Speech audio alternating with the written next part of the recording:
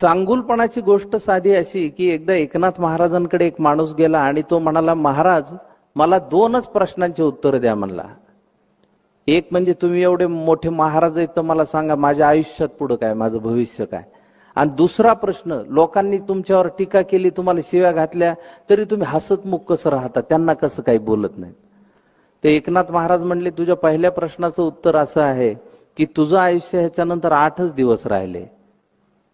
त्यांनी पटकन नमस्कार केला, निघूनच गेला. तो पुढचं प्रश्नाचं उत्तरच ऐकलं नाही. 8 दिवस झाले आणि 9व्या दिवशी त्याला जाग आली आणि त्याला लक्षात आलं आपण जिवंत आहे. म्हणला ही महाराजाचीच कृपा आहे, त्यांच्याच आशीर्वादामुळे जगलो. सकाळीच त्यांनी पेढे हारतुरे घेतले, महाराजाकडे घेतला, पायावर डोकं ठेवलं. म्हणला महाराज तुमच्यामुळे वाचलो, अशीच कृपादृष्टी आयुष्यभर ठेवा. महाराज म्हणले काय केलं 8 दिवस तू?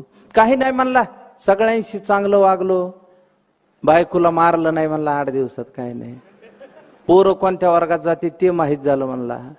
भावाबरोबर जमिनीच्या तुकड्याचं भांडण होतं, त्याला देऊन टाकला तुकडा, घे म्हणलं, आयला मरायचंच आहे आपल्याला, काय करायचं. महाराज म्हणले कसं वाटलं? फार चांगलं वाटलं महाराज. तर महाराज म्हणले असंच आहे, मी दररोज सकाळी उठलो की आपलं आयुष्य 8च दिवस आहे असं समजून जगतो, म्हणजे इतरांशी चांगलं वागायची प्रेरणा आपल्याला मिळते.